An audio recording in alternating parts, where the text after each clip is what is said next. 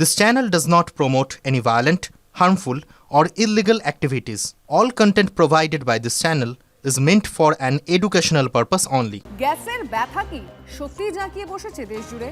কেন্দ্র একটি সিদ্ধান্ত সেই প্রশ্নই তুলে দিচ্ছে। দেশের গ্রাম ও দুর্গম এলাকায় দুটি সিলিন্ডারের মধ্যে বুকিং এর ব্যবধান হতে হবে ৪৫ দিন, কিন্তু শহরের ক্ষেত্রে এই ব্যবধান ২৫ দিন। এখন প্রশ্ন হচ্ছে, শহর ও গ্রামের এই ফারাক কেন? যোগানে কি সত্যিই ঘাটতি? এতদিন ছিল গ্যাসের আকাল, এবার ফোকাসে গ্যাসে বৈষম্য।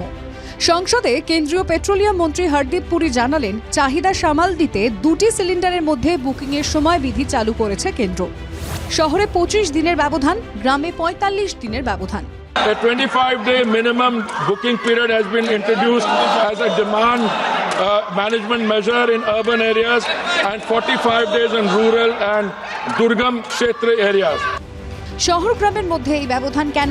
রাজ্যের গ্যাস সরবরাহকারী সংগঠনগুলির মুখপাত্র বিজন বিশ্বাস বলছেন, দেখা যাচ্ছে গ্রামাঞ্চলে বহু কাস্টমার যারা বুকিং করতেন না, ১-১.৫ বছর ২ বছর বুকিং করেননি, তারাও আজকে দেখা যাচ্ছে বুকিং করছেন। এই গ্রামাঞ্চলে বুকিং যে বেড়ে গেছে সেটা হয়তো ডাইভার্সন হয়ে এই হোটেল, রেস্টুরেন্ট এগুলোতে যাচ্ছে, তার জন্যই ওরা এই জিনিসটাই করেছে বলে মনে হচ্ছে।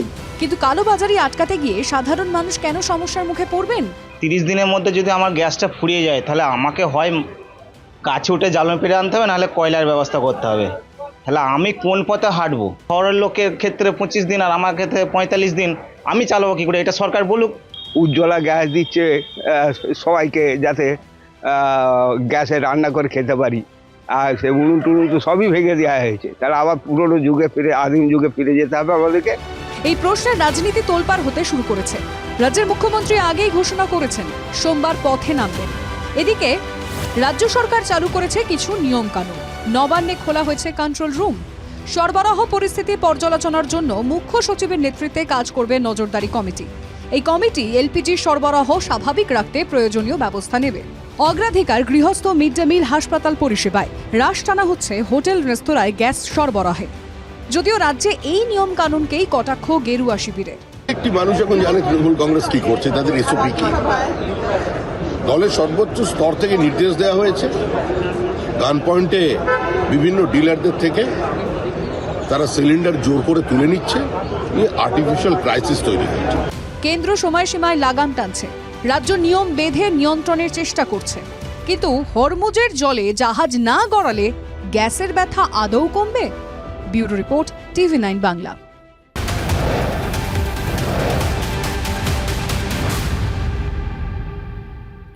গ্যাস নিয়ে তৈরি হওয়া সংকটের পরিস্থিতিতে কড়া কলকাতা পুলিশ। সরকারি গাইডলাইন লঙ্ঘন হলেই এবার মামলা দায়ের হবে।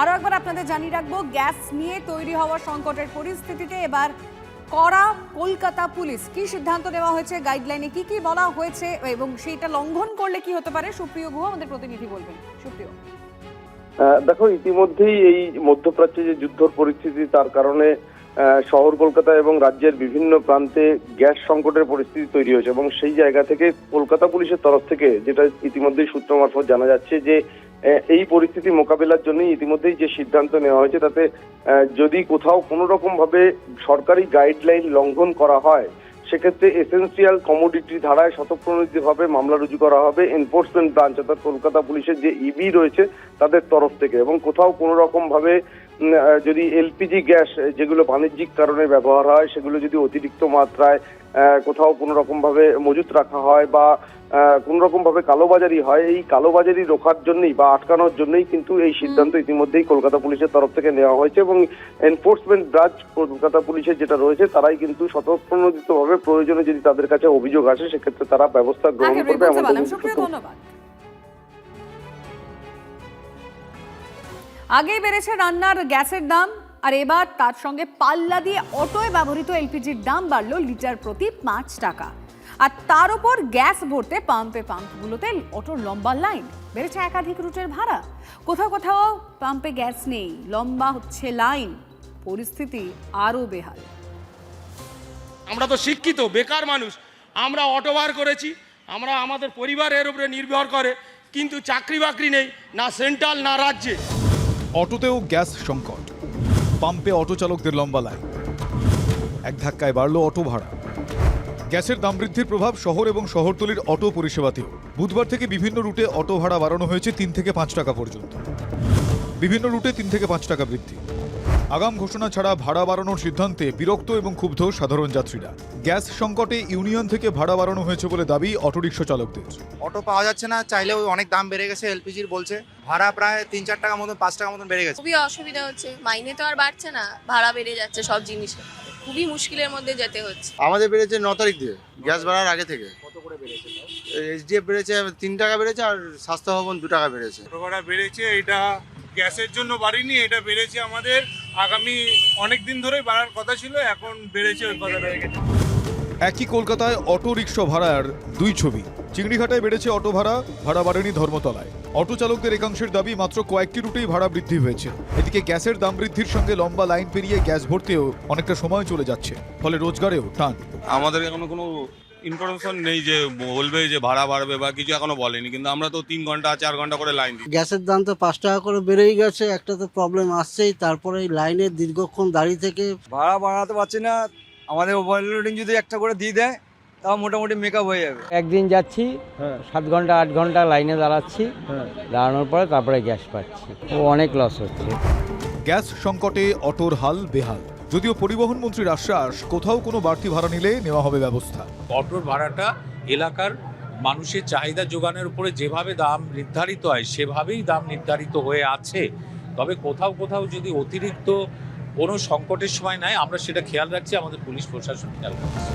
গ্যাস নেই, পাম্পে মোটা অক্ষরে লিখে দেওয়া হয়েছে।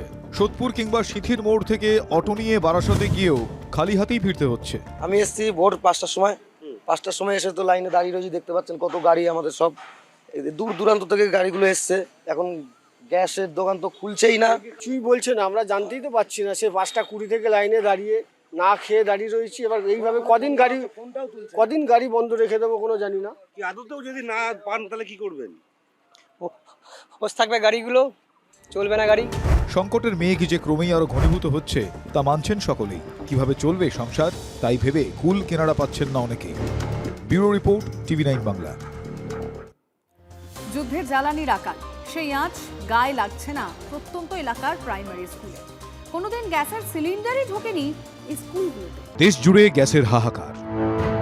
ডিস্ট্রিবিউটর থেকে সিলিন্ডারের গোডাউন, দিকে দিকে লম্বা লাইন। একটা সিলিন্ডার জোগাড় করতে নাভিশ্বাস উঠে যাচ্ছে। আর সেখানে সম্পূর্ণ অন্য ছবি দেখা গেল জঙ্গলমহল ও সুন্দরবনের দুই প্রান্তিক এলাকার দুটি স্কুলে। সেখানে মাটির উনুনই খুদেদের পেটে ভাত জোগাচ্ছে।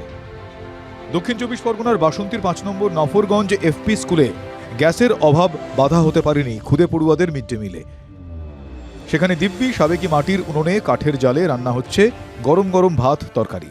আমাদের বিদ্যালয়ে সারা বছরই কাঠের জালে, যেহেতু আমরা সুন্দরবন অঞ্চলে বাস করি, গ্যাসের দামের কোনো প্রভাব পড়েনি। এখানে সুন্দরবন অঞ্চল, সেখানটা পর্যাপ্ত কাঠ আছে, সেই কাঠের মধ্যে দিয়ে আমাদের মিড ডে মিলটা চালু রাখা হয়েছে।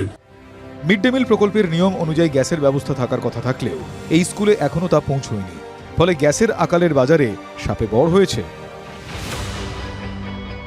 অন্যদিকে বাঁকুড়াতেও একই ছবি। ওন্দার দুবরাকোন প্রাথমিক বিদ্যালয়ে কোনোদিনই গ্যাসের ব্যবহার নেই।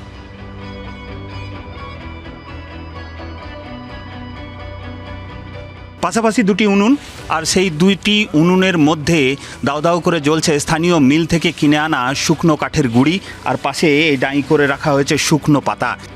চড়া দামের গ্যাস কেনার বদলে সেই টাকা দিয়ে ভালো মানের খাবার তুলে দেওয়া হয় খুদেদের মুখে।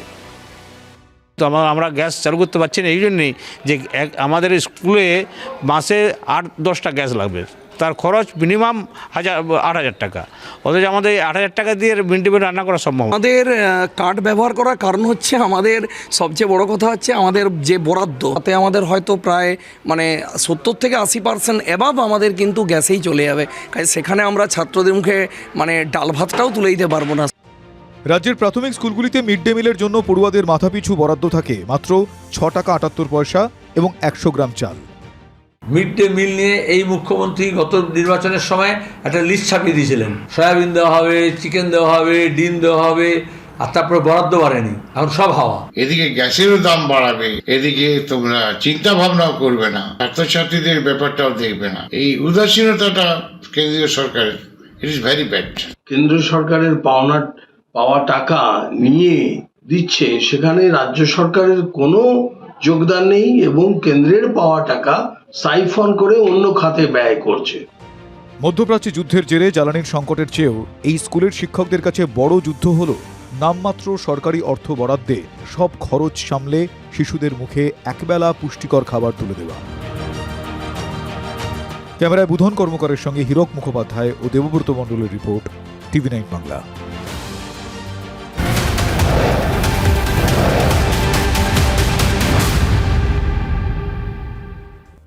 নির্বাচন কমিশনের ধমকের পর এবার জেলা শাসকদের অভয় বার্তা মুখ্যমন্ত্রী মমতা বন্দ্যোপাধ্যায়।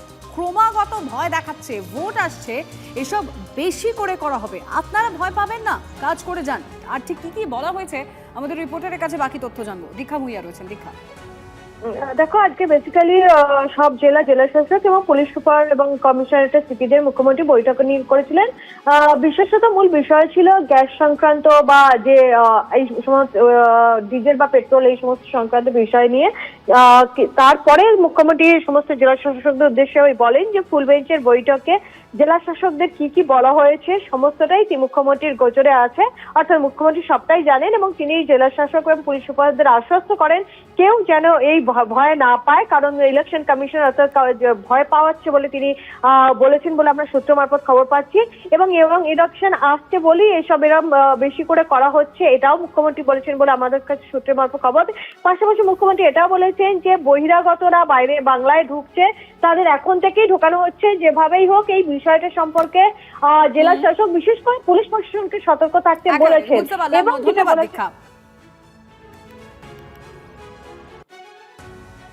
সোমবার ভোট ঘোষণার সম্ভাবনা, ঠিক তার আগেই বৃহস্পতিবার জেপি নাড্ডার বাড়িতে বিজেপির কেন্দ্রীয় নির্বাচন কমিটির সঙ্গে বৈঠকে বসেন রাজ্যের নেতারা। প্রদীপ্ত কান্তি ঘোষ আমাদের প্রতিনিধির সঙ্গে কথা বলবো। প্রদীপ্ত, অবশ্যই ভোটের আগে এই বৈঠক গুরুত্বপূর্ণ, কি কি বিষয় সামনে এলো এখন অবধি? দেখো, এখনো পর্যন্ত আমরা যা জানতে পারছি তাতে 150টির মতো আসনে বিজেপি প্রার্থীদের নাম চূড়ান্ত করে ফেলেছে এবং প্রথম দফায় তারা যে প্রার্থী তালিকা প্রকাশ করবে সেখানে এই 150 জনের নাম থাকতে চলেছে, 150 মতো বলে আমরা সূত্র মারফত জানতে পারছি। এবং তার পাশাপাশি বর্তমান যে বিধায়করা রয়েছেন তাদের মধ্যে বেশিরভাগই তারা এবারও টিকিট পেতে চলেছেন। তাদের মধ্যে বেশ কয়েকজন রয়েছেন যারা বয়সজনিত কারণ এবং শারীরিক অসুস্থতার জন্য প্রার্থী না হতে চেয়ে দলকে জানিয়েছে, সে কারণেই তারা বাদ পড়ছে এবং সংখ্যাটা 10-12% মতো হবে, এমনটাই আমরা বিজেপি সূত্রে জানতে পারছি। তবে কলকাতা এবং তার লাগোয়া যে অঞ্চলগুলো রয়েছে সেই এলাকার প্রার্থী বাছাই এখনো পর্যন্ত হয়নি এবং সেই এলাকার প্রার্থীর ক্ষেত্রে বিজেপি শুধুমাত্র দলীয় পরিচয় নয়, যাদের একটা বিশিষ্ট জন বলে এলাকাতে পরিচিত, যাদের অন্যরকম ভাবমূর্তি আছে। অনেক ধন্যবাদ প্রদীপ্ত। ভোটবঙ্গে মোদির ব্রিগেডে বাঙালিয়ানার শান বিজেপির। বিষ্ণুপুরের টেরাকোটা থেকে দক্ষিণেশ্বর মন্দির, মোদির শনিবাসরীয় ব্রিগেড মঞ্চে বাঙালিয়ানার ছাপ। মঞ্চে ফুটিয়ে তোলা হচ্ছে জেলার ঐতিহ্য সংস্কৃতি। 10 ফুট উঁচু 80 ফুট চওড়া মঞ্চ, ব্যাকগ্রাউন্ডে দক্ষিণেশ্বরের মন্দির। তৃণমূলের দাবি বিজেপি বাংলা ও বাঙালি বিরোধী। মঞ্চের বাঙালিয়ানায় বাঙালি মন জিততে পারবে বিজেপি? গঙ্গারামপুরে ছেলে ধরার সন্দেহে 3 জন আটক। ঘটনাকে কেন্দ্র করে চাঞ্চল্য ছড়ায় সুখদেবপুর এলাকায়।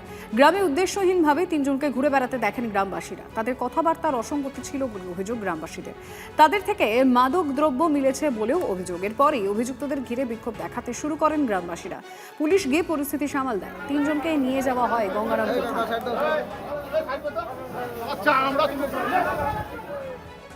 মালবাজারের ওদলাবাড়িতে ভয়াবহ অগ্নিকাণ্ড। একটি বাড়িতে হঠাৎই আগুন লেগে বিপত্তি। মুহূর্তের মধ্যে আগুন ছড়িয়ে পড়ে গোটা বাড়িতে, পুড়ে ছাই আসবাবপত্র। তবে আগুনের গ্রাস থেকে রক্ষা পেয়েছে দোকানটি। প্রথমে আগুন নেভাতে হাত লাগান স্থানীয় বাসিন্দারা, পরে দমকলের একটি ইঞ্জিন আসে। দেরিতে আসায় দমকলের বিরুদ্ধে ক্ষোভ এলাকাবাসীর। শর্ট সার্কিট থেকেই আগুন বলে প্রাথমিক অনুমান।